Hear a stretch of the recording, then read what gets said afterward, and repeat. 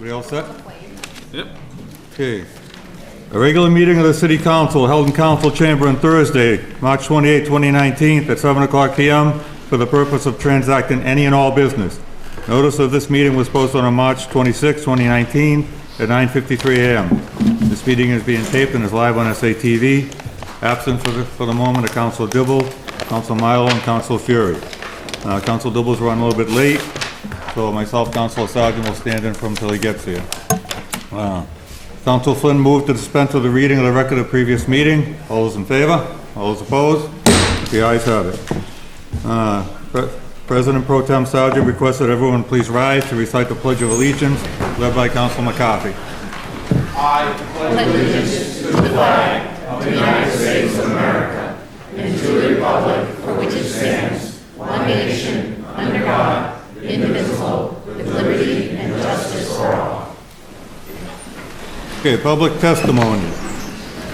Number one, Tyler Terry.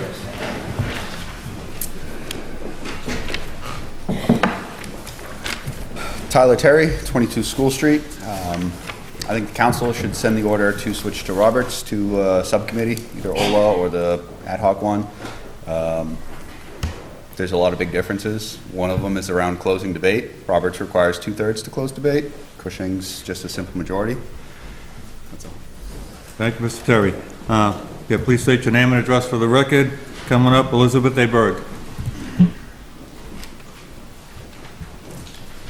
Thank you. My name's Elizabeth Aberg. I live at 10 Forester Street, and I sent the councilors a letter earlier this afternoon. You may have not received it, so I have a couple of copies if you just want that for your files. I think it's pretty self-explanatory, so I'm not going to go over it, but I do really want to mention how concerned I've been about the distressing amount of time, effort, and city man and women hours that have been spent trying to get the carnival on the common. The first go-around was 12 years ago. We had numerous meetings about it last year, and here we are yet again. But the narrative surrounding the common seems to have shifted. It's no longer about public safety, which makes sense since there's no meaningful public safety data available to discuss. It's now all about what damage a carnival could do. I understand there's been some pictures floating around on social media of some of the ruts on the common that was from last Halloween. I sent some of those pictures to the OLA committee, and I never, said that Fiesta caused them, nor did the original poster. I picked these pictures up off of the SCNA Facebook page. And those ruts, which are really deep, are in the area of the Kiddie Carnival, near where the inflatable rides are. All of that equipment was supplied by Fiesta, so I can understand how people made that connection, that it was caused by Fiesta. And I think yesterday the city announced that Fiesta was not responsible for that damage. It was some other Halloween vendor. I do hope the contract that the city has with that vendor has provisions for reimbursement, because that area is going to need a little more work than just throwing down some seeds. But these photos do draw attention to the shameful neglect of our historic common. And I hope that once this carnival issue is put to rest, the city will focus some much-needed time, attention, and resources on restoring our beautiful park so everyone can derive a benefit from it. Thank you, and I hope you don't vote for the against the you vote whatever the word is. I don't want these ordinances to pass. Thank you very much. Thank you, Elizabeth. Thank you. Next being Patricia Slant. Thank you. I also really hope that you will consider seriously not overturning this ordinance that is put in place to protect a beautiful, beautiful park. I walk there every day, children are there every day. It is used constantly by the people of Salem. It is not a place to put a very loud and damaging carnival. I think that it would really be a serious mistake to overturn an ordinance that was put in place over 20 years ago. And it was put in place to protect the Salem's two historic sites, the Common and Raleigh Plaza. And this whole flipping of the ordinance would be done so that you could host a carnival that could cause irreparable damage to the Common. Once this ordinance also is removed, endless destructive events would continue every single year on the Common. It would not just be in the summer, it would just be all year long. And this is something that just should not happen.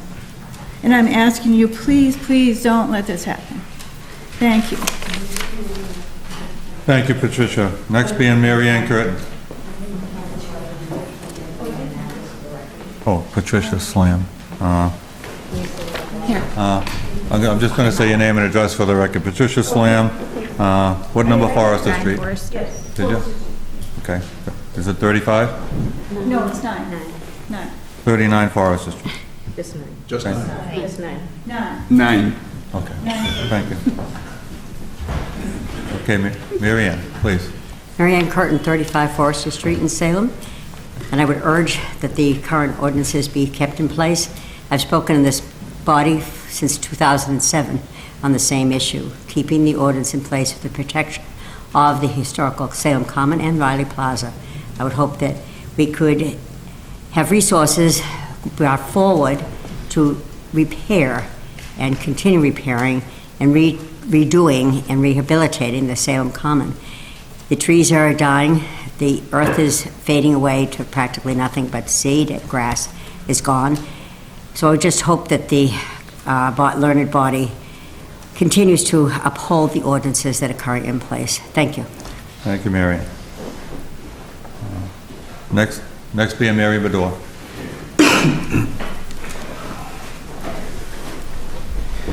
Well, I think Forrester Street is very well represented. I'm at number 31. I've lived here in the Common all my life. I'm not going to repeat what you've already heard. I regard our Salem Common as a treasure. It's a National Historic Site. It should not be trivialized. I think it needs to be protected. I sincerely hope that any changes in the ordinance does not occur. And in just a couple of weeks, it's going to be Patriots' Day. And there'll be military, politicians, a lot of people on the Common. On that day, I hope you're thinking about our history, not carnivals. Carnival has no place on our Common. You would not have it in Boston Common, in Concord, or in Lexington. We do not want it here. Thank you for your attention. Thank you, Mary. I believe the next one is Claire Calais. And please correct me if I got that wrong. Colellis. Thank you. Claire Colellis, representing the Hawthorne Hotel. I'm the general manager. We're representing the Hawthorne team, the management team, as well as the ownership of the Hawthorne Hotel. We are against having the carnival and changing the ordinance for the Common for two main reasons. Number one, a carnival is not a place near a hotel. For representing our clients, our guests are staying at the Hawthorne for a carnival for 2.5 weeks outside a guest's window. They need to sleep, they need to relax, and they've paid money to do that. So we don't want that there for them. And we also have a very large event on that weekend before Halloween, and I am concerned about the flow of the activity of having such a large event in the corner right near the Common. That is also a concern for us for safety. The other reason we're concerned about the carnival is the damage of the Common. The Common itself has gone through a lot of wear and tear throughout the years. I do understand there's some preservation work happening in the fall of 2019, which we're very excited about for the bandstand, as well as working all the areas of the fence. We would like to contribute in helping volunteering and help the city with preserving the Common, so we can preserve it to make it beautiful as it should be and not the wear and tear. But it is pretty dominant if you go around the Common with the pictures that we have that we did not share on social media, by the way. That's not our style. That I would love to share with the councilors to see the wear and tear. It's pretty amazing. So we want to preserve it. We want to preserve Salem and the history of it. And I hope you will consider that and hear our voice as a high-paying taxpayer of the city for 95 years close to. But thank you for your time. Thank you, Claire. Next being Jeff Cohen.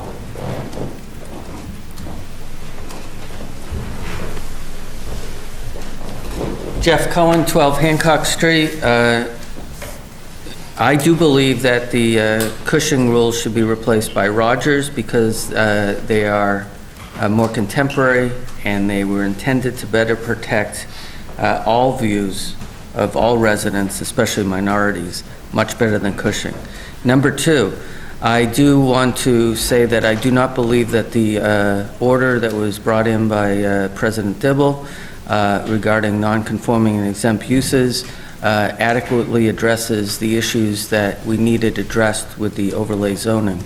That overlay zoning was 6 months of effort and compromise, resulting in something that could achieve the kind of restoration that we need, as well as some significant affordable housing. And third, I do want to recommend that you guys, that the City Council, Council President, and other councilors confirm Benjamin Winthrop to the Salem Housing Authority. He has worked tirelessly for working people and will be a great addition to the Housing Authority, bring a new voice and a great perspective. Thank you. Thank you, Jeff. Next being Fawaz Abu Shaka.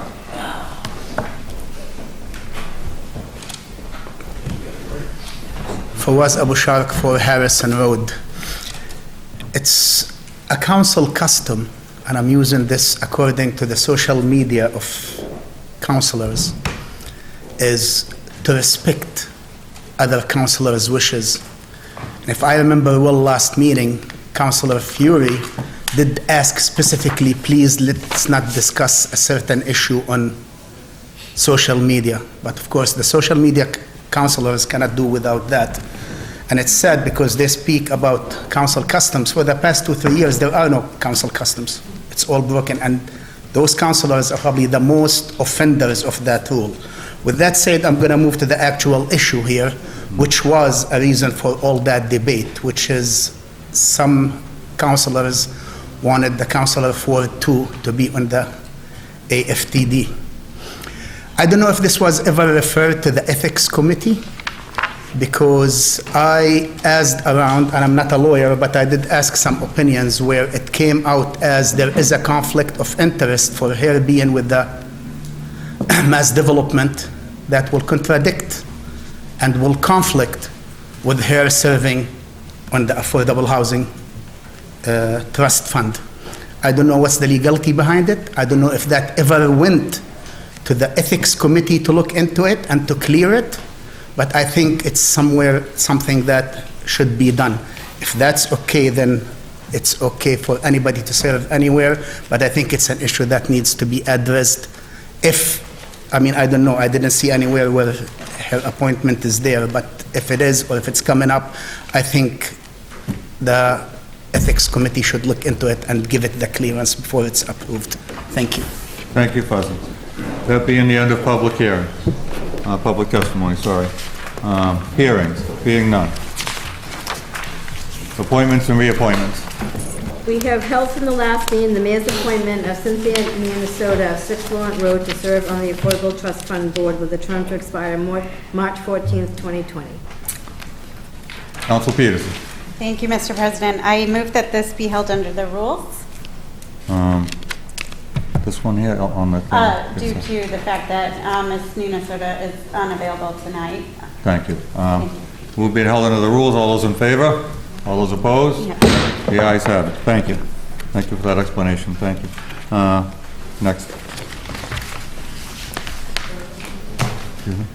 Held from the last meeting the mayor's appointment of Susan Dem Green of 1 Broad Street to serve on the Cemetery Commission with a term to expire on February 28th, 2022. Council Madore. Thank you, Mr. President. I move for confirmation by roll call vote. Council Moore moves conservation by roll call vote. Under discussion. Yes, Mr. President, thank you. We all know that our city cemeteries are not just a resting place for our citizens and their loved ones. They're also a place where we remember their legacies and our city's history. And I can't think of anybody more suited to serve on this commission than Susan. She's been really active on the Friends of Broad Street Cemetery, helping to advocate for the preservation and also spreading the history and sharing the different stories on that cemetery. And I think she'll do a really great job on this commission, and I fully recommend her appointment. Thank you. Any further discussion? Council Peterson. Thank you, Mr. President. I feel compelled to chime in as well. I've been really blown away by how much passion and enthusiasm she has brought to the Friends of Broad Street group that she started. It's really, she's brought the whole neighborhood in. They're really excited about getting that cemetery restored, and I think that's the exact, it's just a really positive, forward-thinking, inclusive attitude that she has to it, and I'm really excited that she wants to volunteer at this level as well. Thank you. Thank you, Council Peterson. Any further discussion? Being none. On the appointment, Madam City Clerk, please call the roll. Councilor Torrio? Yes. Councilor Sargent? Yes. Councilor Peterson? Yes. Councilor McCarthy? Yes. Councilor Madore? Yes. Councilor Gerard? Yes. Councilor Flynn? Yes. Councilor Dominguez? Yes.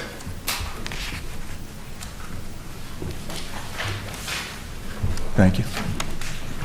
On the mayor's appointment of Susan Dame Green to the Cemetery Commission, 8 councilors voting, 8 in the affirmative, 0 in the negative. The matter carries. Councilor Madore. Thank you, Mr. President. I move to suspend the rules to allow Susan to address the council if she so chooses. Being no objection?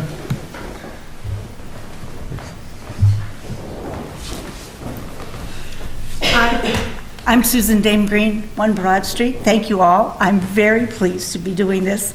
I've been interested in the cemetery, and it has been the view out my window for the last 17 years. And for the last 6 or 7 years, we've been trying to get this group going. We now have 66 members of our Broad Street Cemetery Commission, and we're hoping to work very strongly, obviously, with the Cemetery Commission to help all the cemeteries in Salem be restored and be preserved, because they are wonderful spiritual places for all of us to be. Thank you. Thank you.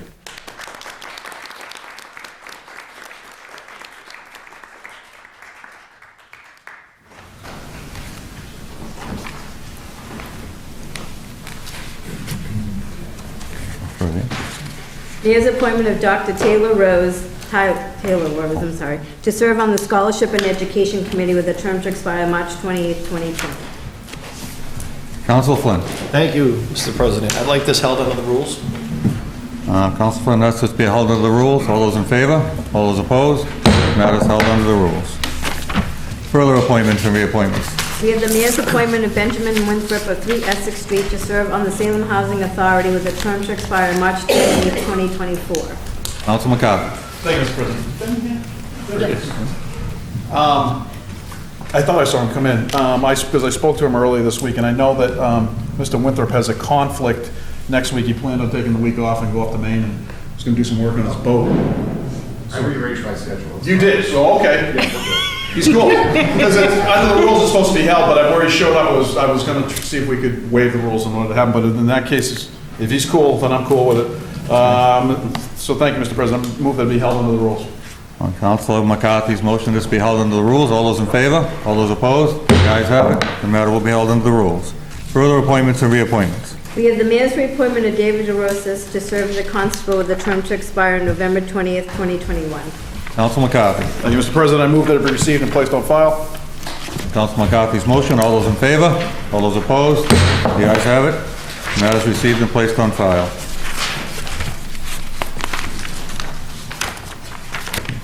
Next line. What? Oh, communications from me, sorry. Ordered that the sum of $19,072.40 be approved within the Retirement Stabilization Fund Vacation Sick Leave Buyback account to be expended for the fiscal year 19 buyback for Jane Kelly, a school department employee. Council Peterson. Thank you, Mr. President. I move for suspension of the rules. On a move suspension of the rules, any objections? Being none, Council Peterson. Yes, thank you. This is due to... Sorry. Move for adoption. Oh, I move for adoption. On the move for adoption, under discussion. Thank you, Mr. President.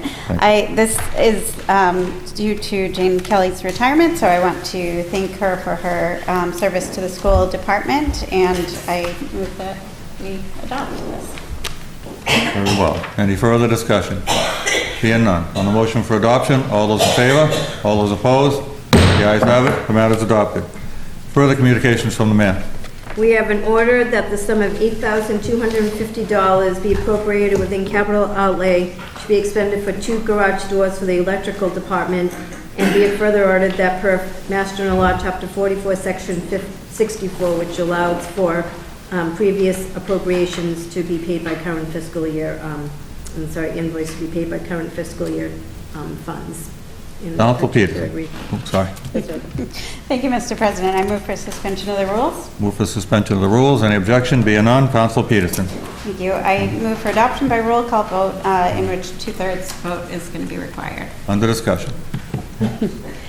Yes, so to explain this, my understanding is that the contractor did not submit the wage forms to the purchasing agent until months after being asked, and so it bumped it into the new year, and now we finally have everything in order, and so here we are. But this is something from last year.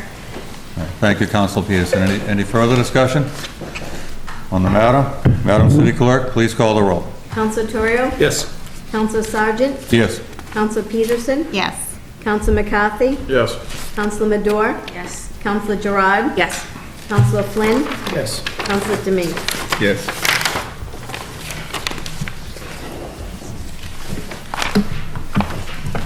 Thank you. On the matter of paying prior year fiscal FY18 invoices for 2 garage doors with current FY19 capital outlay fund, 8 councilors voting, 8 in the affirmative, 0 in the negative. The matter carries. Further communications from the mayor. We have an order for the sum of $5,344.88 be approved within the Retirement Stabilization Fund vacation sick leave buyback for Arlene Wilson, a school department employee. Thank you. Council Peterson. Thank you, Mr. President. I move for suspension of the rules. Council Peterson moves suspension of the rules. Any objection? Being none, Council Peterson. I move for adoption. On the move for adoption, under discussion. Thank you. This is due to Arlene Wilson's retirement, and we thank her very much for her service to the school department, and I hope that we will adopt this. Thank you, Council Peterson. Any further discussion? Being none. On the motion for adoption, all those in favor? All those opposed? Matter carried. The ayes have it. The matter carries. Further communications from the mayor. We have a resolution approving a statement of interest to the Massachusetts School Building Authority for Salem High School. You may want to waive the reading, but just a thought. Waive the reading. That carries. Council Peterson. Yes, thank you, Mr. President. I move for adoption by roll call vote. Move adoption by roll call vote. Under discussion. Thank you. So this first one is for the Phase 2 of Salem High School work. It is a requirement that we are, that we have to, I want to make sure I said this correctly, submit to the Massachusetts School Building Authority. And this is specifically for Phase 2 of building work. Thank you, Council Peterson. Any further discussion? Being none. On this matter, Madam City Clerk, please call the roll. Council Torrio? Yes. Council Sargent? Yes. Council Peterson? Yes. Council McCarthy? Yes. Council Madore? Yes. Council Gerard? Yes. Council Flynn? Yes. Council Dominguez? Yes.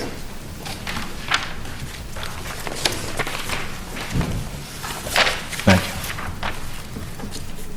On the resolution for the Massachusetts School Building Association, statement of interest for Salem High School, 8 councilors voting, 8 in the affirmative, 0 in the negative. The matter carries. Further communications from the mayor.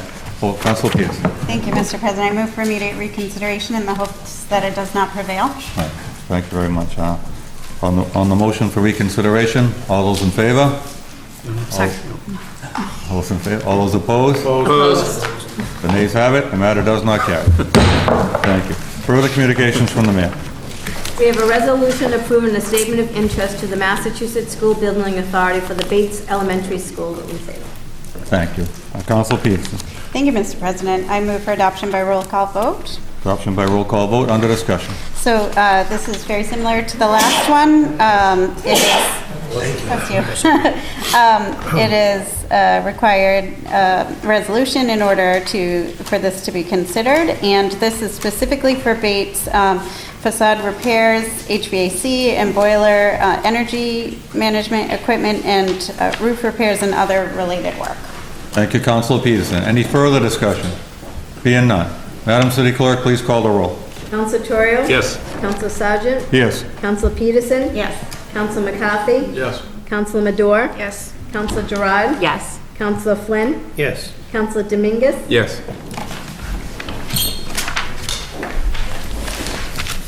Thank you. On the matter of a resolution from the Massachusetts School Building Authority, statement of interest for Bates School Elementary School, 8 councilors voting, 8 in the affirmative, 0 in the negative. The matter carries. Councilor Peters. Thank you, Mr. President. I move for immediate reconsideration in the hopes that it does not prevail. Councilor Peterson moves immediate reconsideration in the hopes it does not prevail. All those being in favor? All those opposed? Opposed. Ayes have it. Reconsideration does not carry. Mayor's informational page. Being none. Motions, orders, and resolutions. Councilor Peterson. Thank you, Mr. President.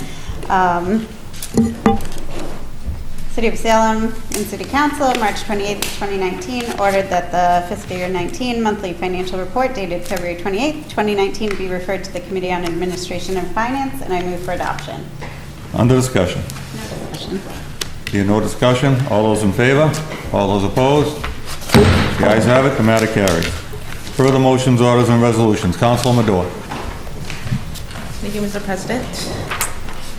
City of Salem City Council, March 28, 2019, ordered that the Committee on Administration and Finance, co-posted with the Committee of the Whole, meet to discuss establishing a percent for art ordinance to require a percentage of our annual capital improvement budget be devoted to funding for public artworks and cultural programming in the City of Salem, and that the following be invited: Mayor, Representative, Public Art Commission, Public Art Planner, City Solicitor, Finance Director, Director of Capital Projects, Director of Salem Main Streets, and I'd like to add members of the Salem Cultural Council as well.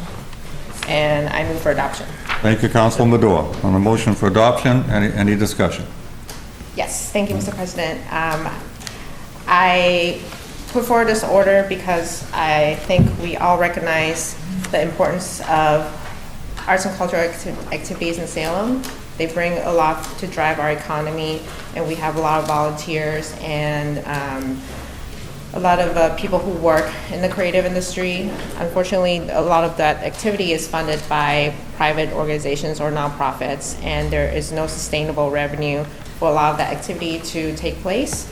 And even though we went through an extensive process of the Public Art Master Plan about 6 years ago, we created the Public Art Commission, we hired a public art planner, but we're not giving them the resources to do their job. And I think it's very important that we take this seriously now as a city, understanding that, you know, it's not just about sculptures and murals. We need to ensure that we have funds to make our city as beautiful as it is through the enhancement with public art, and also create ways that the people in this creative economy can drive a lot of the programming that's needed, maybe even higher quality than the carnival years down the road, because I think we've reached a point where we can offer a lot more in terms of programming that's very high quality and still bring the kinds of people who love to visit Salem for its authenticity. And I really hope that we have a good discussion with all the different players in our community and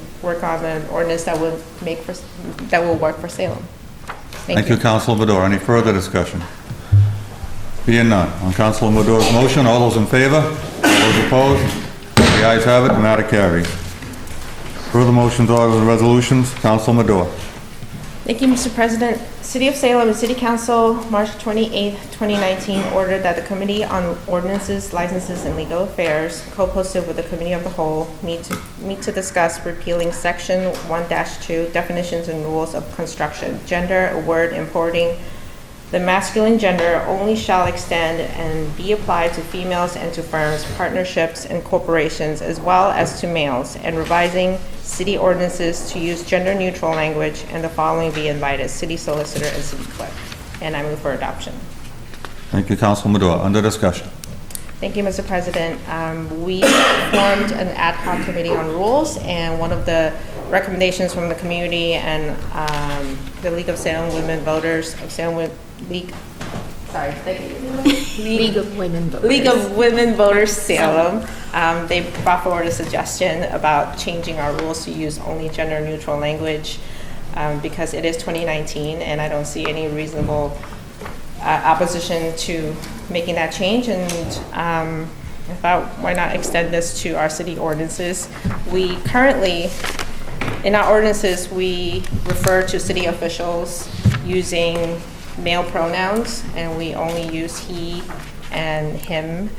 And also the roles of different city officials are used using male versions of those nouns as well. And we have a lot of work to do in terms of achieving gender equity, but this is one small thing, and it's very easy for us to do.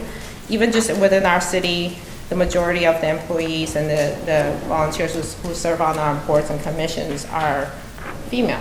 Our employees, full-time and part-time, are 63% female, and on our boards, the men are 55%, but the women are 45%. So there is a good majority of who is engaged in city activities, and we don't want to let our children look back on our ordinances and see that only a man could be a firefighter or only a man could be a police officer. And I think it's important that we make this very small change that can have a long-term impact. And I look forward to having the discussion in terms of what it takes administratively to get this done. And other cities and towns have done this before us, and it doesn't seem like a big deal.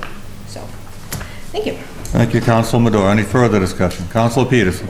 Thank you, Mr. President. I just want to thank my colleague for bringing this in. As somebody who is not a he or a him, and someone who does a day job pretty much helping to inspire girls coming up in the world to be able to see themselves in all different types of work. I think this is very important. It might seem like a minor thing, but it does make a big difference when a small child is looking up and can see themselves in something. So I think it, like the good word two counselors said, it's a small change, but it's something that we can do fairly easily, and it will make a big difference. So, thank you. Thank you, Council Peterson. Any further discussion? Being none, on Council Madore's motion, all those in favor? All those opposed? The ayes have it, the matter carries. Next two motions are for Councilor Dibble, and I thought he might be here in time, so I'm going to put Councilor Flynn on the spot and ask him to read Councilor Dibble's motion.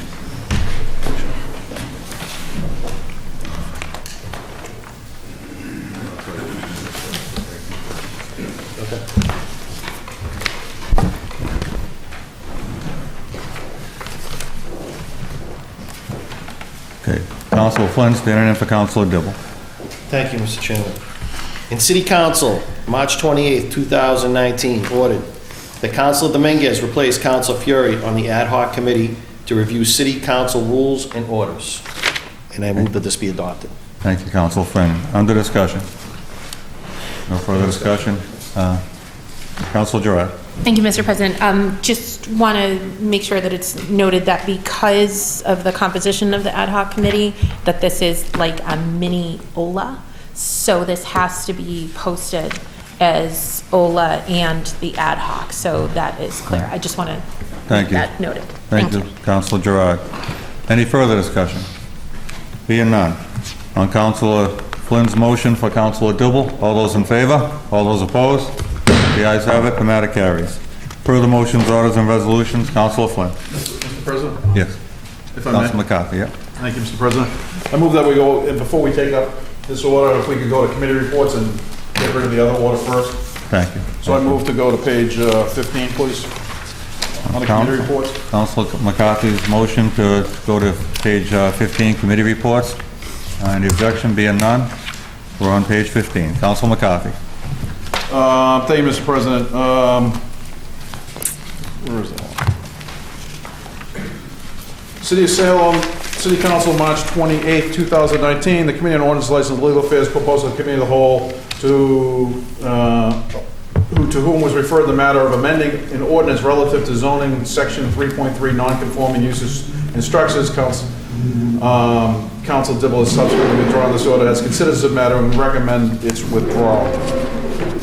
Thank you, Council McCarthy. On acceptance of the report, all those in favor? All those opposed? The ayes have it. Matter carries. On adoption of the recommendation, under discussion. Thank you, Mr. President. Briefly, Council Dibble brought in an order during our last council meeting. It was a late file. It was non-debatable on the floor. Being the chair of the committee, I called him on Friday and just basically said, gave him a bunch of suggestions and some thoughts about the matter, because the way the order was written that the committee was to meet and refer it out for a public hearing, and the changes, even though in his words were simple and minor in nature, I believe they opened up a bunch of different issues that we need to deal with in a committee and have a bunch, like at least one good one or a couple of meetings before we put some sort of draft ordinance in front of us that we can then refer to a joint public hearing. So the counselor agreed with me, and he is subsequently withdrawn this order and is going to bring in a new one. So that's why I wanted to make sure we got rid of this one first. Thank you, Council McCarthy. Any further discussion? Being none, just a quick thank you for Councilor McCarthy for acting quick and putting this in the proper order. On the adoption of the recommendation of the committee, all those in favor? All those opposed? The ayes have it. The matter carries. Motion to return back to page 12. So moved. Any objection? Being none, we're on page 12. Motions, orders, and resolutions. Councilor Flynn for Councilor Dibble. Thank you, Mr. Chairman. After that, have a good at Ward 1 Council. Do we still follow through with this? Yes. Yes, it's good. It's a separate order. It's a separate. To get rid of that one first. Just a clarification, it's a restart of this to go through a more, an audit to committee and a better process. So, thank you, Council McCarthy and Council Flynn. Thank you. In City Council, March 28, 2019, ordered that the Committee on Ordinances, Licenses, and Legal Affairs, co-posted with the Committee of the Whole, meet to discuss and review the attached draft zoning ordinance amended relative to Section 3.0, non-conforming uses and structures for the purpose of reviewing the ordinance, defining the subject matter sufficient for identification in order to properly advertise and to bring forth the final draft ordinance to the full council to be scheduled a joint hearing. Schedule a joint public hearing with the planning board, and that the following be invited: mayor or her rep, city planner, city solicitor, and zoning enforcement officer, and the chairpersons from the zoning board of appeals and the planning board. Thank you, Councilor Flynn. And I move for adoption. Thank you. On the move for adoption, any discussion? Being none, it's going to committee. On Councilor Flynn's motion for Councilor Dibble, all those in favor? All those opposed? The ayes have it. Matter carries. One being opposed. Two being opposed. Excuse me? Okay, let me do that again. All those in favor? We have 1, 2, 3, 4. Four in favor? Three. We got four in favor, three being opposed. The matter does not carry. So just so we understand, right? Oh, excuse me. We got Majority members stay present. We do have. Just majority members present. Again, on the motion, 5 being in favor, 3 being opposed, the matter does carry. It's going to committee. Okay, now we get that out of the way. Thank you. Committee reports. Council McCarthy.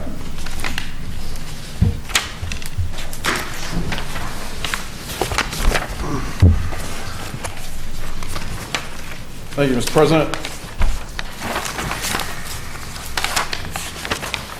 City of Salem City Council, March 26, 2019. The Committee on Ordinance, Licenses, and Legal Affairs, to whom was referred the matter of granting certain licenses, has considered said matter and recommend approval. Tag day, Salem High School softball.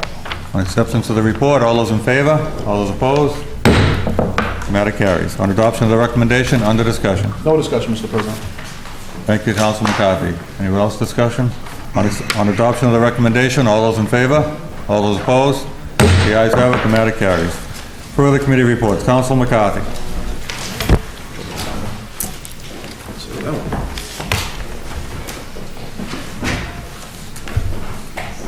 Did I send the big one down?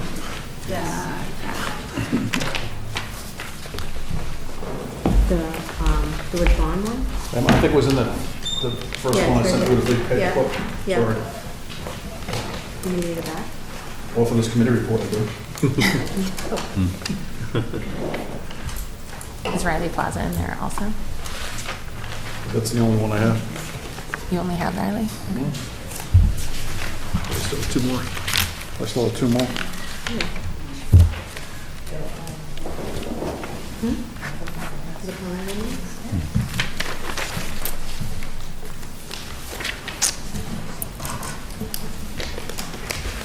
Mr. President, I move for a 1-minute recess.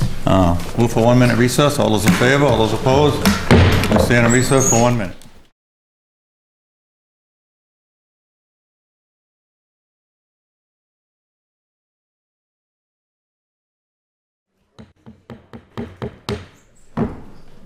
All right, motion to resume the agenda.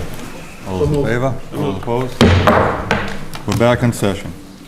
Okay, Council McCarthy, committee reports, Council McCarthy. Thank you, Mr. President. City of Salem City Council, March 26, 2019. The Committee on Ordinance, Legislative, Legal Affairs, Co-Posted Committee of the Whole, to whom was referred the matter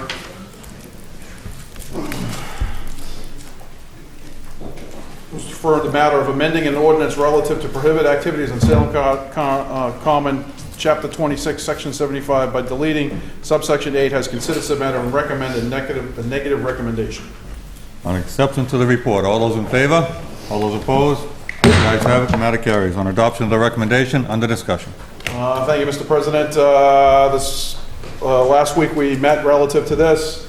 There was a lot of discussion. The mayor was here, the police chief was here, the captain was here, lieutenant from the police department was here. There was various members of the public.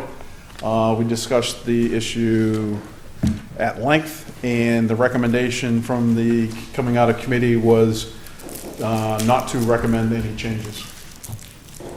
Thank you, Councilman McCarthy. Any further discussion? Seeing none. On adoption of the recommendation, just any clarifications needed?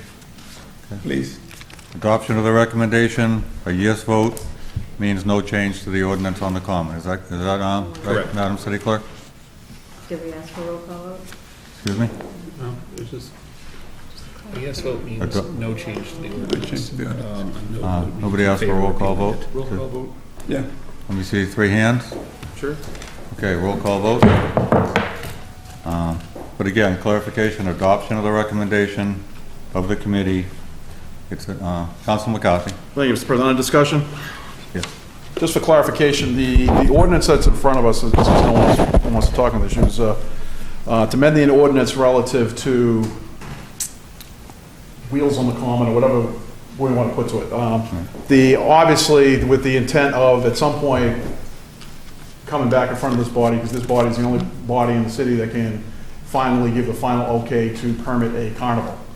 Right now, the current ordinance on the common prohibits a carnival, as does the next one for Riley Plaza. It's the only 2 sections of the city that is by ordinance that prohibits the ability to have that discussion for a carnival. So what's in front of us is the question of whether or not you want to amend the ordinance. It's subsequently, it could be a conversation down the road. Ultimately, we all know it's for the reason of potentially having a carnival there, but to be clear, that's what's in front of us. Also, during the committee was asked, there was a couple of things that were asked. The mayor sent them to us as I talked to her today to make sure we had them, relative to the financials, how the wording was worded in the survey that went out, and the data relative to arrests, all of which was sent to everybody. So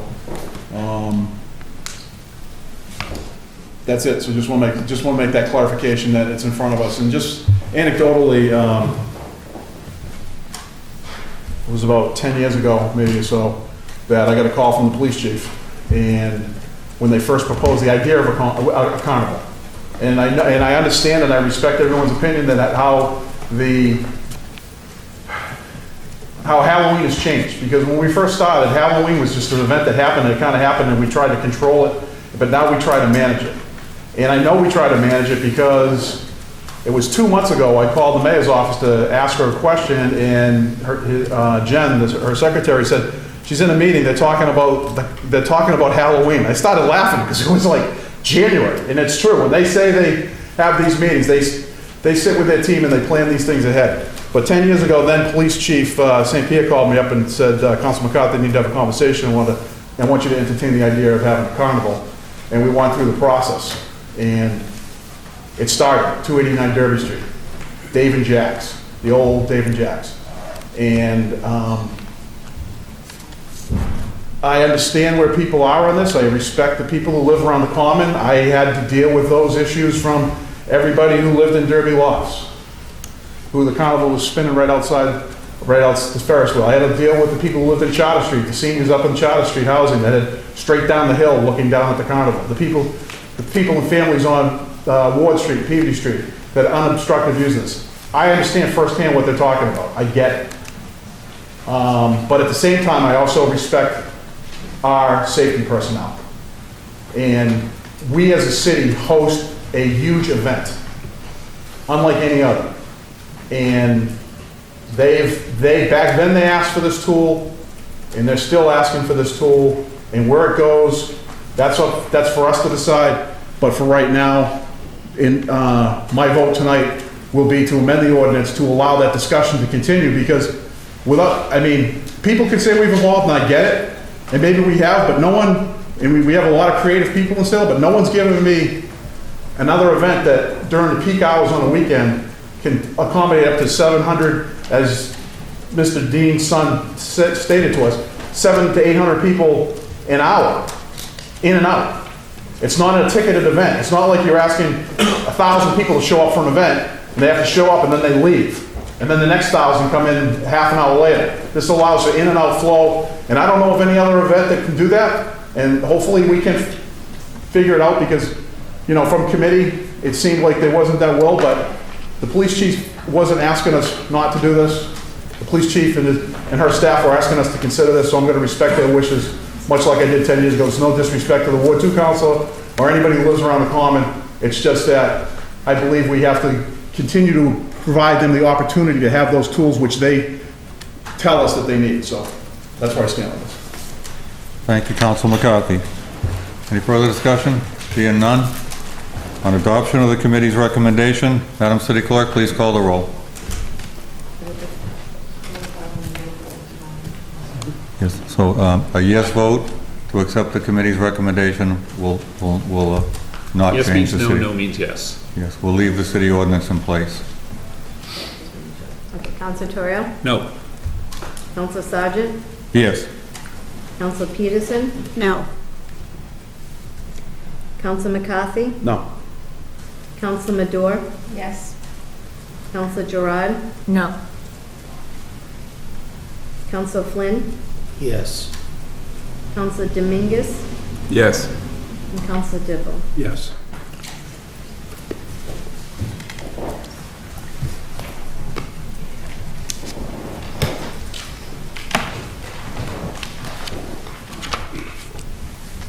Thank you.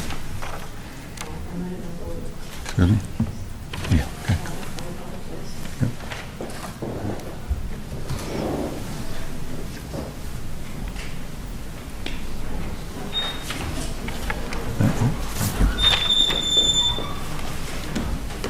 Thank you. On amended ordinance relative to prohibited activities on the common, which based on the committee's report, 9 councilors voting, six in the affirmative, 3 in the negative. The committee's report carries. No. Excuse me? 5. Oh, excuse me, 5. 5 and 4. 1, 2, 3, 4, 5, 6. Is it 1, 2, 3, 4, 5? Is it 5? Okay. Thought it was. Okay, rereading. 5 in the affirmative, 4 in the negative. No matter, does not carry. No. The matter does It carry. does. Does it carry? It does. We're committee report. Good, committee report, thank you. Okay, thank you very much. Moving on. Council McCarthy. Thank you, Mr. President, City of Salem, City Council, March 26, 2019. The Committee on Ordinance, Legislative Legal Affairs, to whom was the matter, who was co-posted the Committee of the Whole, to whom was referred the matter of amending an ordinance relative to circuses and carnivals within Riley Plaza by deleting Section 24, Section 18, has considered said matter and recommend a negative recommendation. Under discussion. Thank you, Mr. President. For all the reasons we just talked about, for this one, for me, Riley Plaza, as someone alluded to, is a big traffic island with large speeding cars around it, and there's a lot of vehicular traffic in all directions, and I think it's more of a, that one, even though it fits the parameters, but it's still, for that one, the recommendation was negative, and I would have to agree with it, so. No Thank you, further. Councilor McCarthy. Any further discussion? Councilor Gibbon. Thank you, Mr. President. I'd have to agree with the Ward 1 councilor. I met with former councilor Joe Ingemead, as I said at the committee meeting, a very good committee meeting. The reason why, and he was instrumental in getting this passed some decades ago, maybe 40 years ago, I'm not sure how long ago it was, that his opinion back then, the reason for the ordinance creation back then was for safety reasons, from children coming all different angles, and for loss of parking and some other reasons. And those same reasons hold fast today. So I'll be voting against making any changes to leave. I'd like to see that ordinance stay in place, prohibiting the carnivals inside of a large, I forget what you just called it, a large rotary with a parking lot inside. Thank you. Thank you, Councilor. Councilor Torrio. Thank you, Mr. President. As the counselor who represents that parking lot, There you go. right. So I look at that as theoretically, it's, there's probably something that we might want to do in there someday that is not, but something the scale of a Halloween type event, I don't think is something that could be supported in there with the traffic and with the pedestrian flow.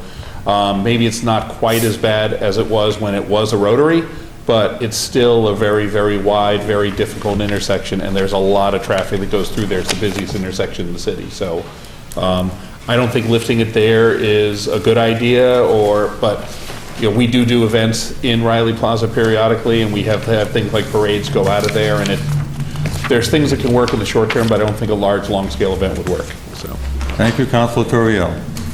Any further discussion? Being none. Just want to make sure we accepted the committee's report. All those in favor, all those opposed? Abstentions? On adoption of the recommendation. Roll call vote? We've got a call for roll call vote. Do I see 3 hands? Okay, we'll have a roll call vote. On adoption of the recommendation, same situation. The committee's recommendation was negative, so yes to accept the committee's recommendation is to not change the ordinance. Councilor Torrio. Yes. Councilor Sargent. Yes. Councilor Peterson. Yes. Councilor McCarthy. Yes. Councilor Madore. Yes. Councilor Gerard. Yes. Councilor Flynn. Yes. Councilor Dominguez. Yes. And Councilor Dippin. Yes.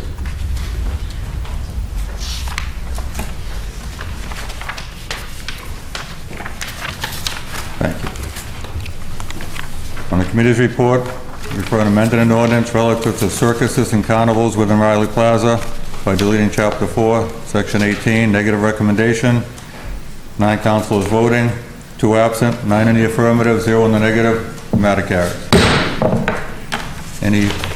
At this point here, I would like to step aside, and Councilor Dibble's with us. He just flew in from parts unknown, and he's going to take over the presidency beginning on page 16. Thank you, Mr. President. That's great. It did. It's disturbing. Yes.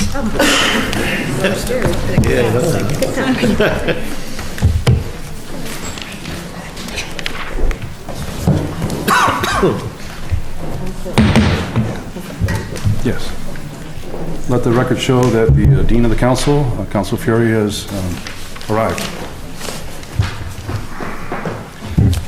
Okay. I'd like to thank Councilor Sargent for filling with me. My flight was very much delayed, and I just rushed here from the airport.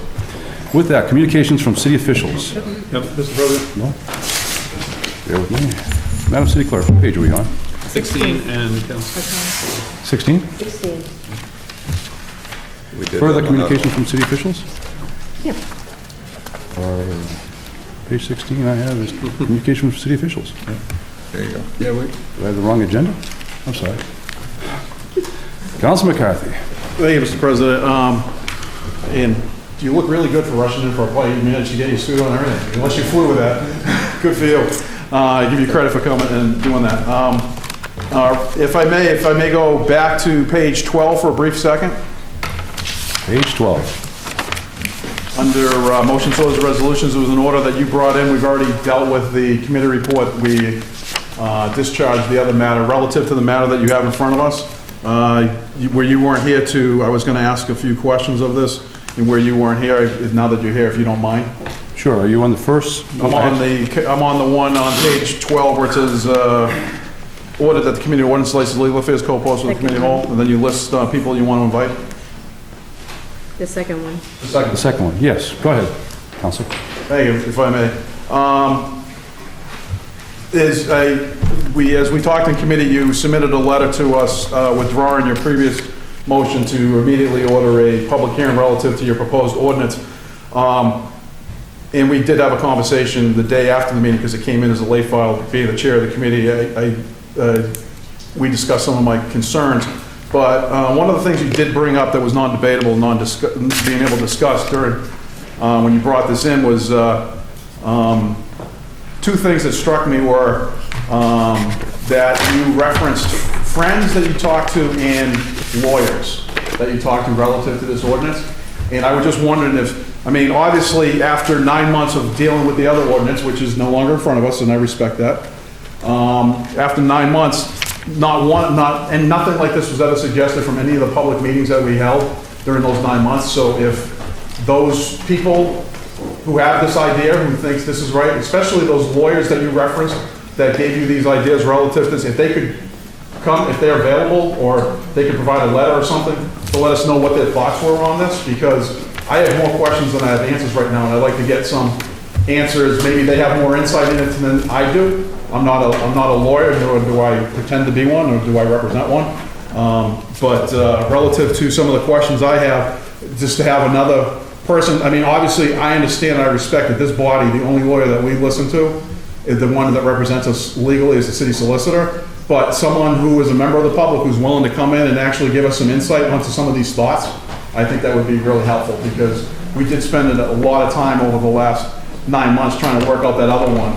And where this came in as a late file, it was the first time we saw it 2 weeks ago, and now we're seeing it again as in front of us. So I really think that if they're available, that would be helpful to us, because to get some insights, because some of these, obviously, specific, I'm not even going to go to the church properties. We're going to talk about 5 Broad Street as a municipal property and how we have to try to deal with that as a council, because currently right now it went out for an RFP. It's under, we're trying to get into an agreement in order to repurpose that and reuse it, but right now there's no mechanism for that to happen. And so anything that could, if you have some experts that are willing to, spend some time or submit something in some language that will help us, then as a committee, as chair of the committee, I really appreciate that. Thank you. Right, thanks so much.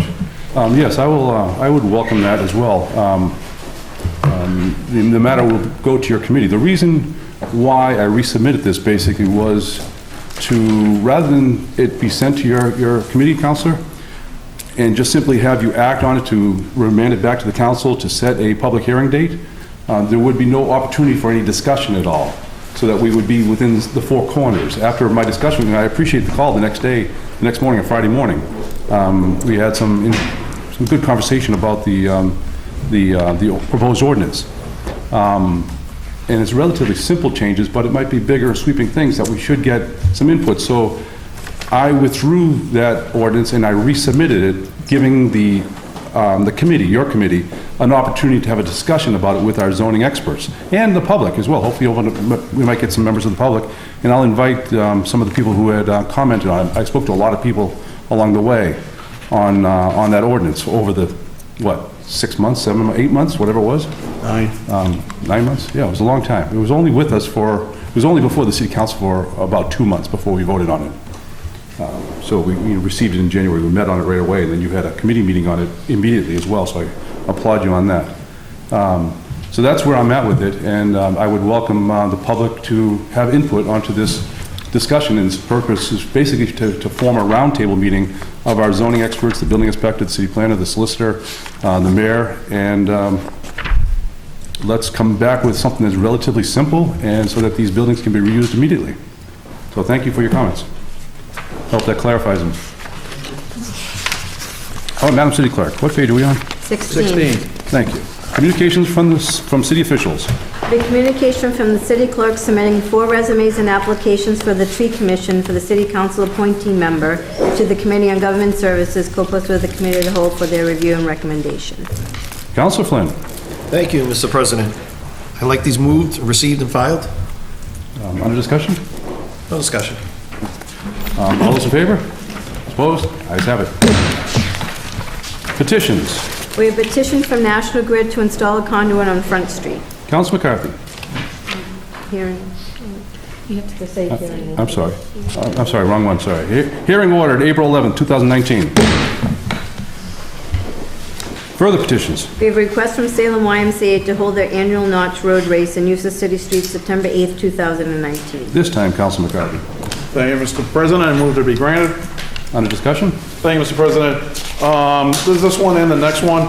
And just for clarity, with regards to road races that come in front of us coming forward, I've sent a letter to, an email to the head of Park and Rec and to our traffic personnel relative to road races. One of my biggest concerns with road races is, I call it doubling up on streets, where a race goes down one street and then 20 minutes or a half hour or an hour later comes back, maybe in a different direction on the same street, effectively almost closing that street. So I've asked them when they send us routes relative to road races that they really consider all options relative to streets. I mean, I have particularly one that runs through my neighborhood that goes down the street, then it goes around, then it comes back up the same street. So the race is going on the same street and effectively close that street. And I don't think that was the intent. I think they just moved it around. It was last year, the year before. So I wanted to make sure we avoid that problem. And in general with all road races, because it's one thing to tell the public to kind of ease out into the road race and kind of go with the road races it's going, because they're on the streets as well as the cars. But it's another thing when all of a sudden you've got the road races coming both ways. So I've asked them to consider that. So I don't have an issue with either one of these. Great, thank you. Any further discussion? Councilor Terrio. Thank you, Mr. President. I'll just speak to this one in particular. The first year they held it, it was the largest race ever held in Salem with around 3,000 people participating. It was extremely successful, also raised a lot of money for the Y, which is great. The traffic pattern that was set up for it wound up being a real inconvenience down in my neighborhood and bottleneck people in. I will give a lot of credit to the organizers. They made some revisions to the route to make it much less likely that scenario would happen in the second year, and we did not have any problems with it. So I just want to kind of recognize that they did a good job of addressing the issues that came up in year one. Okay, thank you. Any further discussion? Councilor Gerard. Thank you, Mr. President. Just like to say that the first year that this was held, I ran it, and last year I got to volunteer, and it's a phenomenal race put on by a fantastic organization. And in both years, I believe it was about $10,000 that was raised for the Salem Y, which is something that they really, really need. So I can't emphasize how awesome this event is. So thank you. Great, thank you. Any further discussion? There being none, on Councilor McCarthy's motion for that the matter be granted, all those in favor? Opposed? Ayes have it. Further petitions. We have a request from the Wicked Running Club to hold their annual Miles Over the Moon Road Race in use of City Streets July 12, 2019. Councilor McCarthy. Thank you, Mr. President. I move to be granted. Under discussion. No discussion, Mr. President. Any further discussion?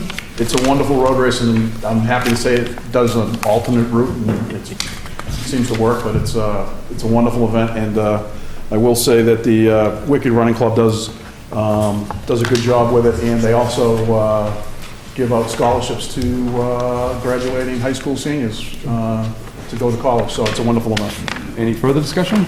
There being, Councilor Gerard. All right, thank you, Mr. President. Just have to say again, this is another race that I've run several years in a row, and it's a fantastic opportunity for people to come out. And one of the things that I really love about it is because it is an evening race, usually racers afterward and their friends and family, we all usually go out and we patronize the local restaurants. So it's great for members of Wicked and anyone who is applying for the scholarships, and it's also great for our local restaurant community. Any further discussion? No. I apologize, we can't entertain comments by our rules from the public during it. Okay, thank you, though. Again, on the motion by Councilor McCarthy that the matter be granted. All those in favor? Opposed? Ayes have it. Further petitions. We have a communication from Salem State University to inform the council that the MLK Freedom March was postponed from January 21st due to the weather to April 4th, 2019, and request use of city streets. Councilor Fury, would you honor us and handle this matter? Would you handle this matter, please? Yes, Councilor Fury. This is a wonderful way, thank you, Mr. President. It's a wonderful way to respect and recognize the role and responsibility that Dr. King played in the life and heart of this country and how much we miss him.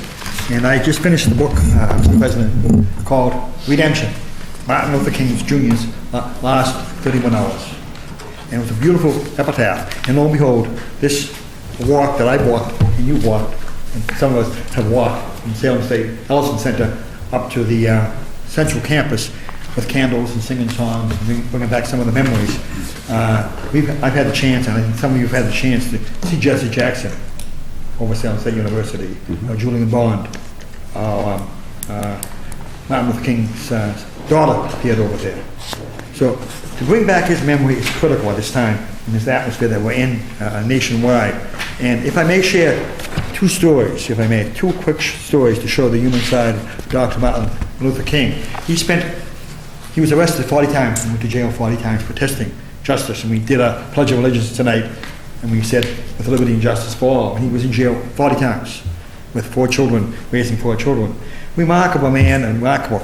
But sometimes we don't see the human side of him. And it was really beautiful. Within 31 hours of his death, tragic death, assassination by James Earl Ray, and whatever it may be, conspiracy behind that situation. Two quick stories that I cried about, if I may share, Mr. President, is he was a great tease. He had a great sense of humor. With everything going on, trying to make things right for this country. He and his brother A.D. King, and himself got on the phone to call Mom and Dad in Atlanta, Georgia, saying, things are okay, we're doing all right in Memphis, Tennessee, and we're going to have our march, and we'll do well, Mom and Dad. And Dad was a minister, and Mom was the choir master in his church in Atlanta, Georgia. And very beautiful between A.D., his brother, and himself. They both got on the phone in both reverse roles to Mom and Dad. They were just teasing their Mom and Dad, saying A.D. would play Dr. King's role, Dr. King would play A.D.'s role. He had such a comical wit that Mom and Dad didn't even know what was going on. It was just an absolutely beautiful side of Dr. Martin Luther King. As an information, one more story. Reverend Jackson came over to Salem State College, and I had the opportunity to see him. Charisma, charm, just like Dr. King. And there was a march that was supposed to take place, and the judge at the time was trying to do an injunction, police chief and the mayor at the time, trying to have not march in April of 1968, the year I graduated from Salem High School. And they did every which way. So finally, Jesse Jackson goes into the room in the Memphis Hotel, and I went to the Memphis Hotel, the Lane Hotel, and I could see the vantage point where James Earl Ray shot him. It was only a short distance away. The Lorraine Hotel is a civil rights museum now, as I speak. So lo and behold, Dr. King, Jesse Jackson comes into the room, in the hotel room, 54 rooms in the room called Lorraine Hotel. Oh, Martin, bad news, Martin. We can't make the march, and we got an injunction against us, and they're now going to give us the right to march. And King was the one of the march, and go on to Washington, D.C. and do the Poor People's March.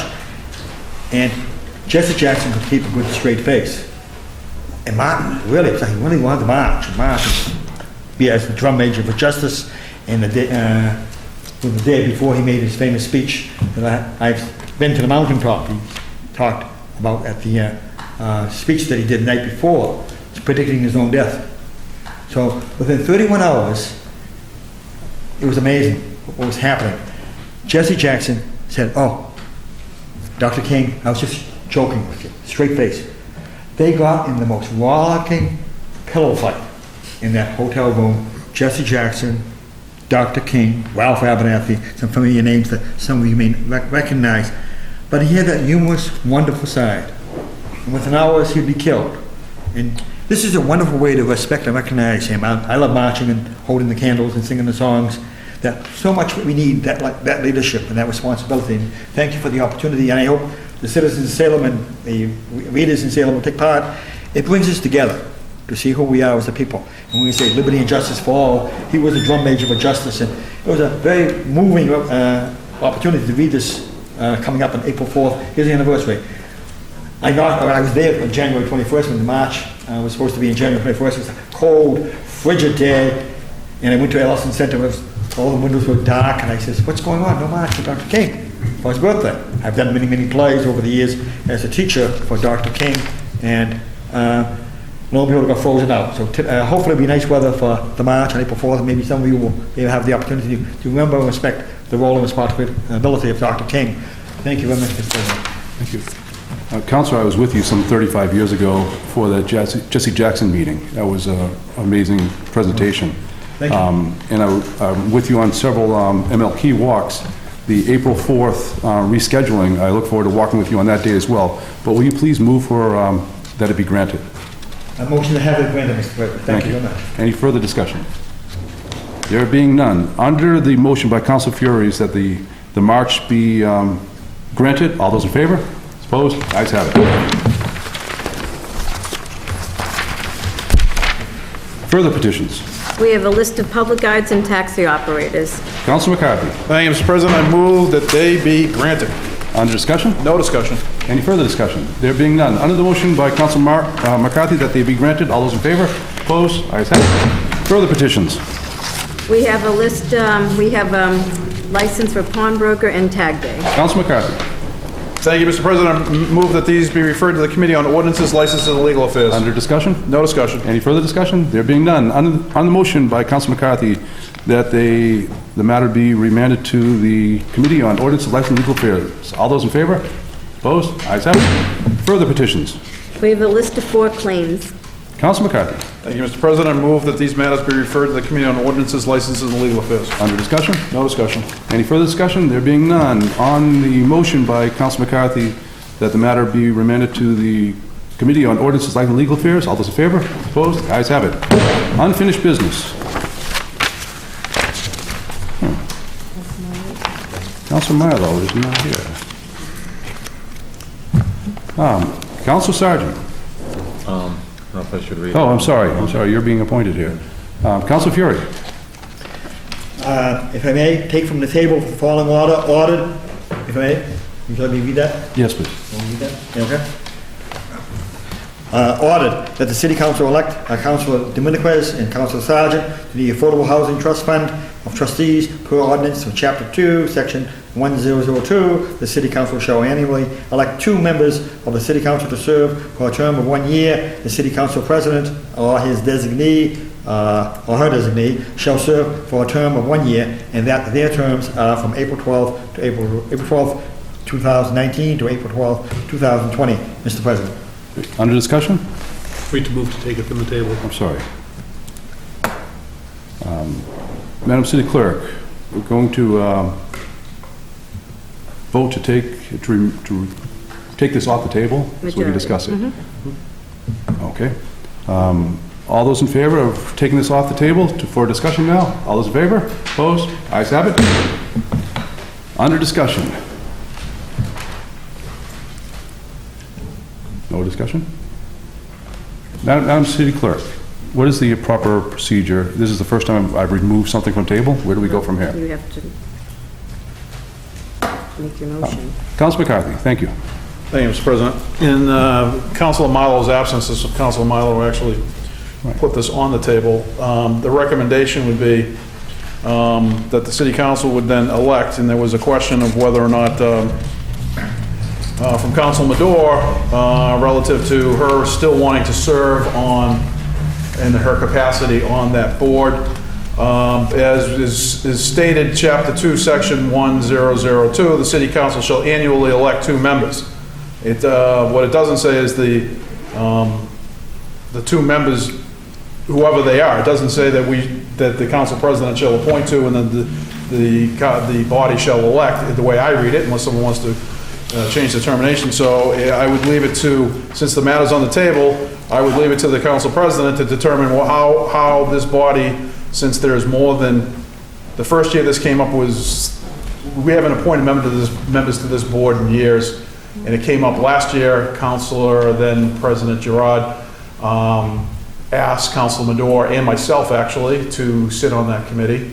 And we both agreed, and then she brought forth our names. There was no opposition, no objection, and the council voted for it. Where in this case, Council Madore, I have no problem stepping aside and allowing someone else to do it. Council Madore is still, under the rules, she's allowed 2 years, still has a willingness to serve. So I would leave it then up to you, Mr. President, as to how we are to proceed in order to elect 2 members of this body to, as is stated. At our last meeting, there was a motion made and seconded to replace Councilor Sargent on this committee and replace it with Councilor Madore.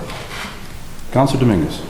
Thank you, Mr. President. If I recall, in the last meeting, it was a discussion, even though it was tabled, and I think that's been some type of friction among some of my colleagues.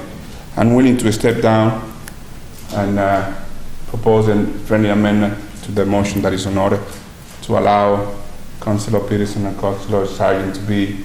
Councilor sorry, Councilor Madore, sorry about that.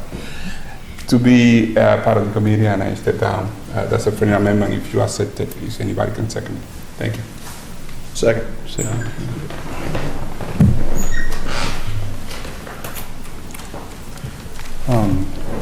Councilor Fury. Discussion?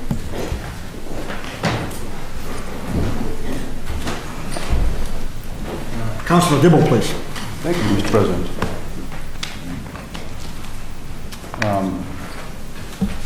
As president, just like I did when I appointed 25 committee positions and a dozen liaison positions for all the councilors, all 10 of you.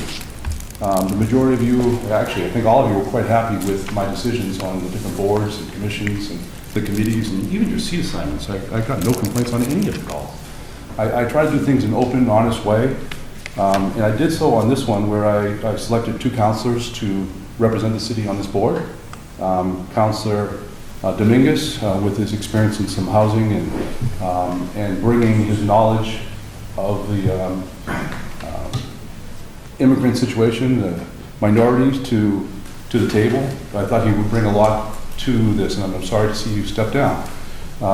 And I I recommended Councilor Sargent because he has experience in zoning and housing, but also I think he's I might be wrong, you might be an exception.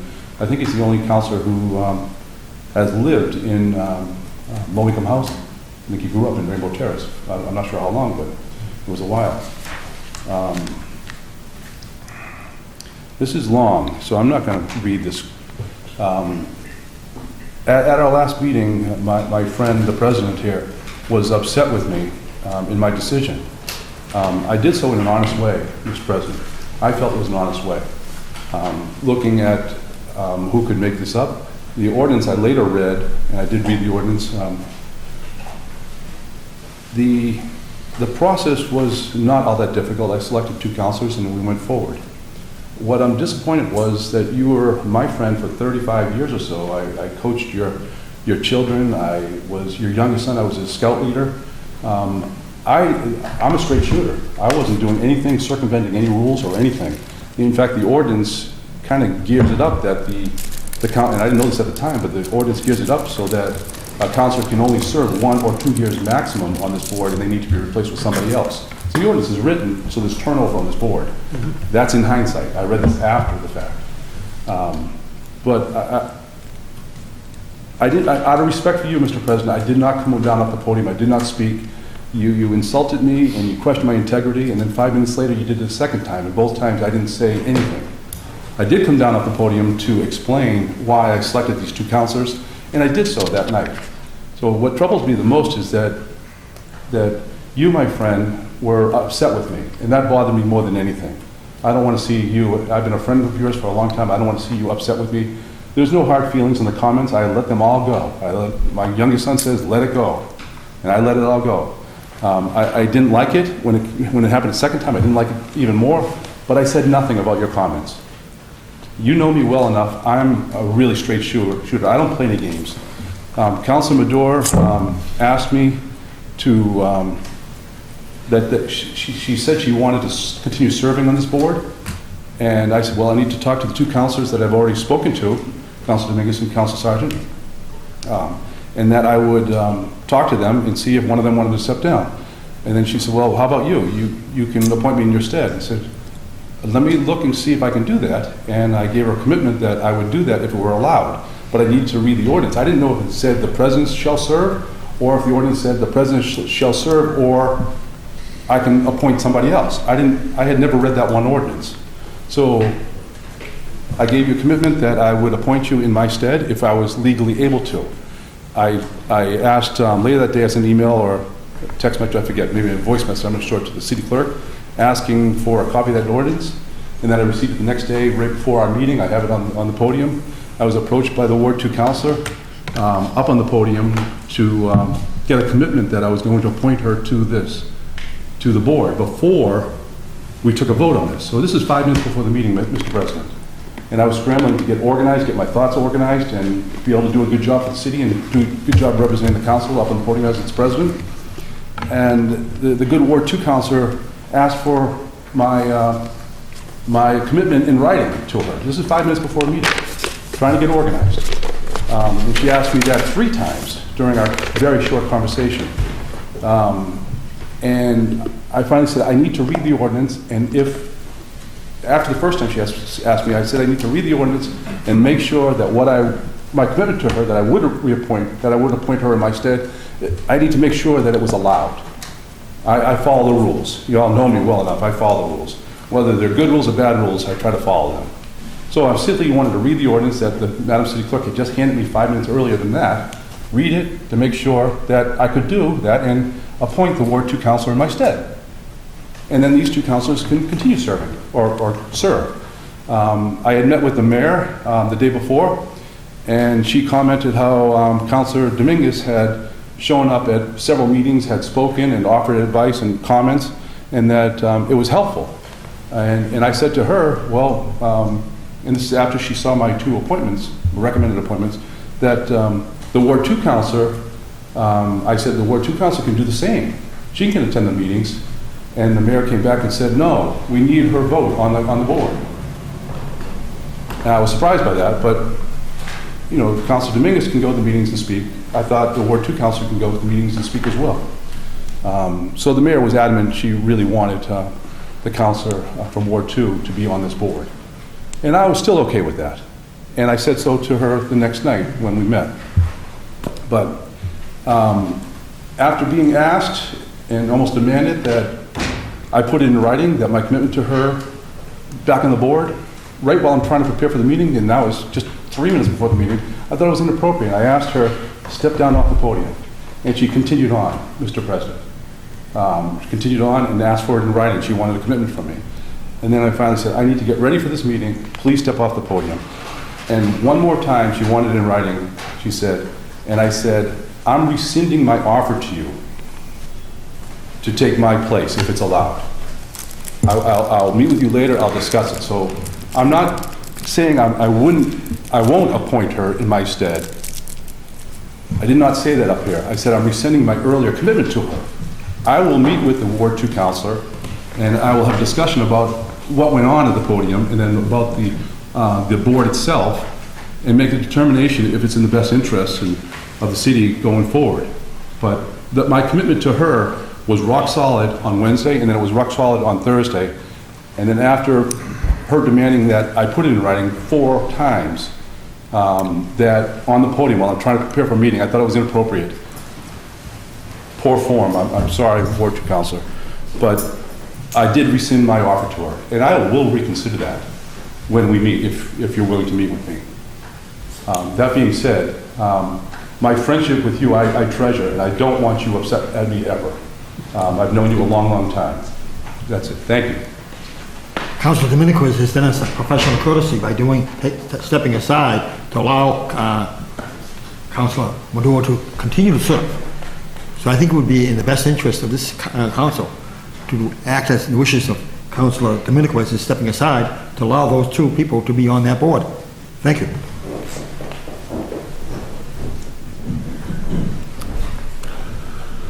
Thank you, Counselor.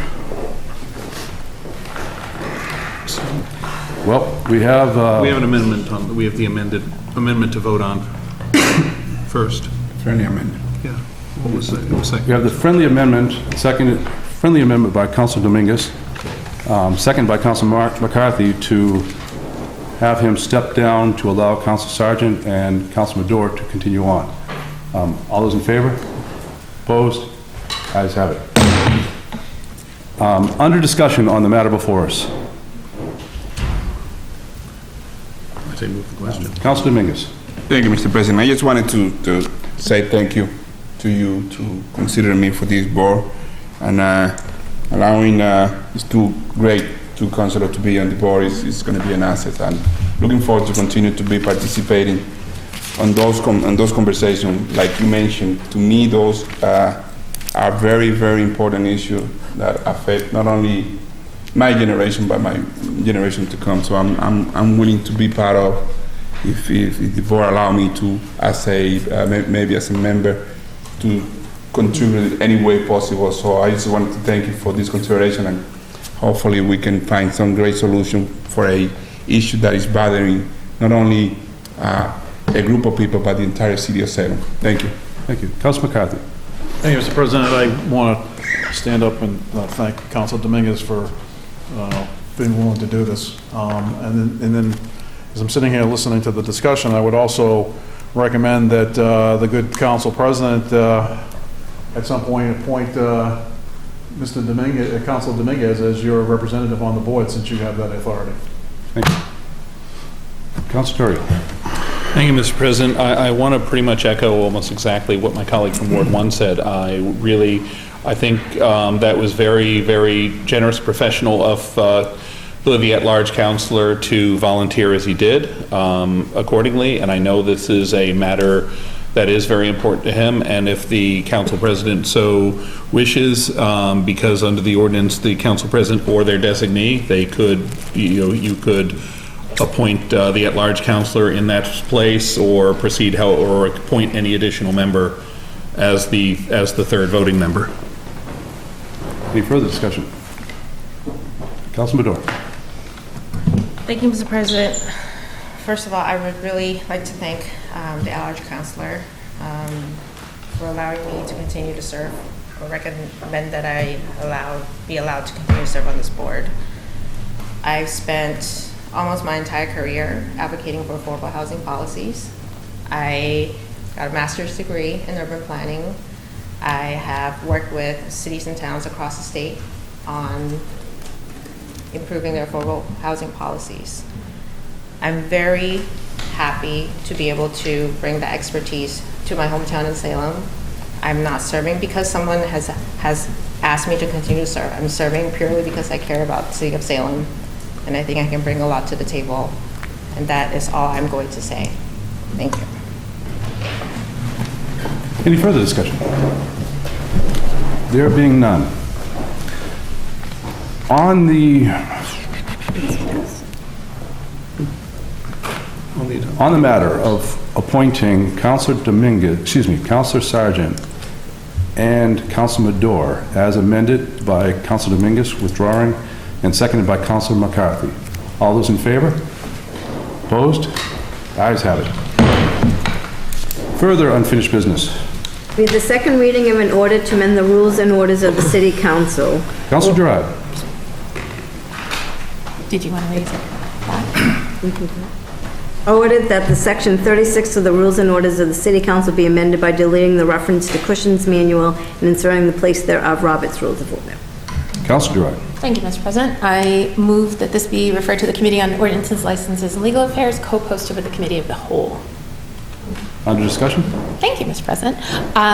This was actually brought to me by a constituent of mine who is a former board counselor, and in looking at the differences in Roberts versus Cushing's and where most of our boards and committees are already using Roberts, it makes sense to do this. I almost liken it to, if you think back to the days of Betamax versus VHS, that Betamax is useless and it's so out. Huh? So is VHS now. Well, okay, so then Betamax versus Blu-ray. You know, Betamax is so outdated, and something that I think is really helpful with Roberts is so often we talk about how important transparency is, and the language that's in Cushing's. I mean, I know when I was president that I read Cushing's through.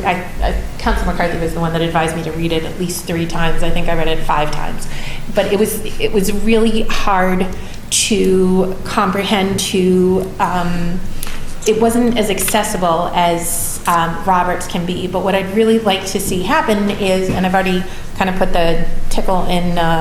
Or put the word out in the city solicitor's ear, is I'd really like to have a crosswalk between the differences between using Roberts and using Cushing's, and hopefully we can come to an agreement that I think Roberts rules would be better for this body. So I'm just asking that it go to Committee on Ordinances, Licenses, and Legal Affairs, and co-post with the Committee of the Whole so that I can at least speak at it.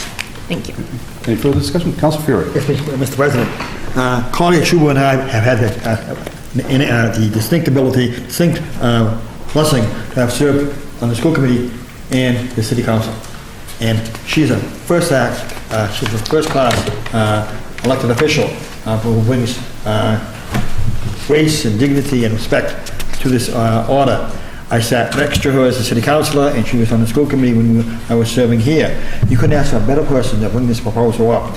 I think we need to be in sync with the 21st century, in sync with other boards, ourselves, speaking in one voice for the purpose of the city of Salem. And Robert's Rules of Orders will do that. I worked on the Robert's Rules of Orders for 12 years in the school committee. It worked smoothly, eloquently, effectively. So I think, and I applaud Claudia Schuber, grace, charm, everything you could ask in public service. She comes on every single board. Whenever we ask her to serve in some extra capacity, she's right there. She worked with me at the PBS Museum as a public relations person.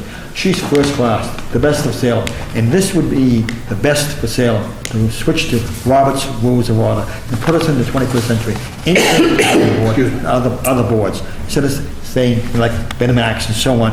Oh, it's a dinosaur. Cushing is the dinosaur, and we need to put the dinosaur to sleep and make the 21st century realistic with Robert's Rules of Order. Thank you very much, Councilor. Thank you, Mr. President. Councilor Terrio.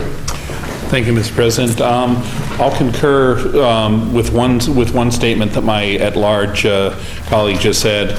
Not only is Cushing's a dinosaur, but it's so much of a dinosaur that's already been pressed under the earth and turned to oil. Cushing's is something that we've all had to learn how to work with. We in this body, but a major downside to it is very inaccessible to the public. It's a text that's very difficult to find. It's not something you can easily find online analysis of or copies of it. The books that we have in our desks are at least 50 years old. And some of us have older copies of it in here because we get them as we have to. And it's a text that hasn't really been updated. It hasn't been brought into any kind of compliance with current procedure. And it's also not used by very many legislative bodies anywhere in this country at this point. There's only a handful of them using it. Most have gone to Roberts as the more contemporary, as the set of rules that makes more sense for most bodies, and the one that the public is used to and can follow. And I think if we do adopt this, if we do wind up adopting this, I think the smart thing to do would be to adopt it beginning in our next session next year, of course, but rather than changing horses in midstream. But, I do think that that would be the best way to go. And then where we have things that we want to do differently from Roberts, we have our own council rules. And the way it's phrased in our council rules is simply, if it's not covered here, it's in Cushing's. If we change that to, if it's not covered here, it's in Roberts, then we still pretty much do what we do, continue doing business the way we do it, and we have a guide that people can understand easily for when it isn't covered by our rules. So I think that this is a very good idea for the council. I look forward to discussing it in committee. Thank you. Any further discussion? Council Fury.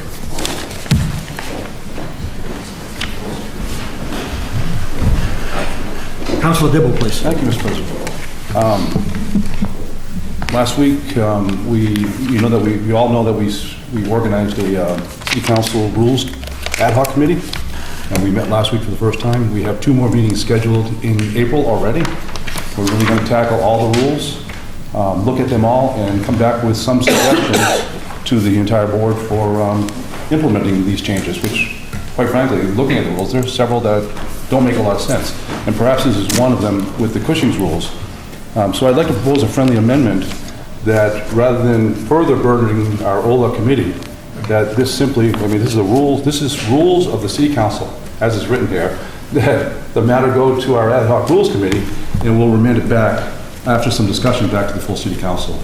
I don't know specifically what the difference is between Roberts, which I've used for decades, and Cushing's, which I've only used for 3 years now, and I've read them twice, and I think we could maybe do a lot better. I do like the historic, I do like precedents, but I question whether they just haven't been updated at all. It's hard to get copies on and on. So we need to have a discussion whether it's first I'd like to see really fast, and I'll probably, if you Google it, you can find out, I've never done it, to see what the differences are, and they're very similar. But with that, Mr. President, I'd like to make a friendly amendment that the matter be remanded to our Ad Hoc Rules Committee, and then brought back to our committee. Is there a second? Second. Councilor Dominic seconds Councilor Dibble's request to send it to the Rules Committee of 5 members of this board. Councilor McCarthy, please. Thank you, Mr. President. I can't believe I'm saying this. As much as I appreciate Councilor Dibble's willingness to take on something that comes out of my committee, because the members of the Licensed Auto Legal Affairs Committee, it seems to we get a lot of these issues, which is, that's part of it goes with the territory. And normally I would applaud any other committee chair for willing to take up something, but what it's doing, by going to an ad hoc committee, it's limiting the rest of us from being able to speak on the issue. This is a very important decision. It requires a 2/3 vote of the City Council in order to change the rules. So as much as I applaud the work that the ad hoc committee is doing, the ad hoc committee dealing with this and the rest of the body, not because of the way the committee's formed, not being able to weigh in on that is going to limit our ability to be part of the discussion and because it's a broad discussion. I understand some of the pros and cons, and I would suggest everyone start doing those Google search engines, whatever search engine you have in order to try to get those comparisons. Cushing's is old. It's old. It's written in Old English. It was like reading a Shakespearean play, and you do have to read it a few times to understand it. And I've had the luxury of sitting on this council for this being my 12th year, and I know Mr. President and Council Sergeant have spent a lot of time here too. So some of these old English rules, so to speak, have become second nature to us.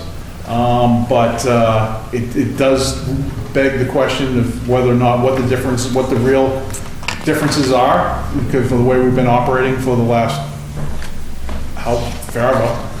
So I would, as much as I appreciate Council Dibble's recommendation, I won't be voting in order to amend that. I think it, even though I can't believe I'm willing to have my committee take on more work, but I really think it does belong if not my committee, then maybe government services or some other committee that's gonna look at it, but where it is an order and it's a rule change, it probably, when it fits into the parameters, it should be in my committee, so therefore, I won't be voting in order to extend it to the ad hoc committee, because that just is limited discussion. Councilor Gerard? Thank you, Mr. President. Two things. So actually conveniently, when the council president sent out the meeting notices about the ad hoc committee, so we already know the next couple of dates that are coming up, and I can't make those dates. So that right away, I wanted to be part of this discussion. Also, because now the ad hoc, as I had mentioned, I think earlier in the meeting, I don't know if the president was there already, that because now 4 members of OLA are serving on the ad hoc committee, you have to post it as OLA and the ad hoc committee. And where I would like to, I hate to say it like this, that I kind of want to eliminate the middleman, because if it comes out of ad hoc and ad hoc makes a recommendation, then it could still get bumped back to sent to OLA, and I'd rather it just go right to OLA and just start working on it from there. And as I said, have it co-posted. And then we can just get it done there and make whatever decisions we need to make, but at least be, as I had mentioned, getting the information from the city solicitor's office, doing a crosswalk of the different rules, and I think it would just be, and I thank the chair of OLA for saying that he wants it in his committee, because I want it in his committee as well. So I would like to keep it as in the original, my original request. A long way of saying, let's keep it the way I asked for it. Thank you. Thank you. Councilor Dibble, please. Thank you, Mr. President. I thought this was an easy thing to help the good Ward 1 councilor out in his committee. I appreciate that, thank you. But it's a book of rules, and we have an ad hoc committee studying our rules and making a recommendation back to the council. But I will withdraw my friendly amendment, and let's put it into OLA as requested. Thank you. So the motion is withdrawn. We were going to refer it to Ordinance, License, and Legal Affairs. Co-posted. Co-posted as a committee of the whole. Yeah, thank you very much. All those in favor? Unanimous. Thank you very much. Thanks, Mr. President.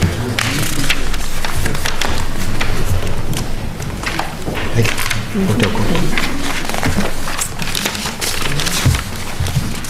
Unfinished business. Further unfinished business. We have a second passage of an ordinance amending traffic, Chapter 42, Section 51, parking prohibited on certain streets. Councilor Peterson. Thank you, Mr. President. I move for adoption for second and final passage. Under discussion? No discussion. Any further discussion? There being none. On Councilor Peterson's recommendation for second and final passage. All those in favor? Opposed? Ayes have it. Further unfinished business. We have a second passage of an ordinance amending traffic, Chapter 42, Section 51, parking prohibited on certain streets for Whalers Lane. Councilor Peterson. Thank you, Mr. President. I move for adoption for second and final passage. Under discussion? No discussion. There being none. On Councilor Peterson's recommendation for second and final passage. All those in favor? Opposed? Ayes have it.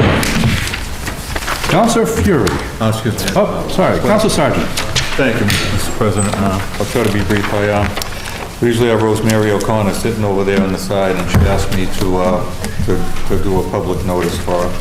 As we all know, her and the Mac Park Association, but so much work done by her established and keeps our canine police dogs, in service. And as much as I'd like to retire at 62, I said, well, how many years ago did we get the dog? She says 2 of them are about to retire.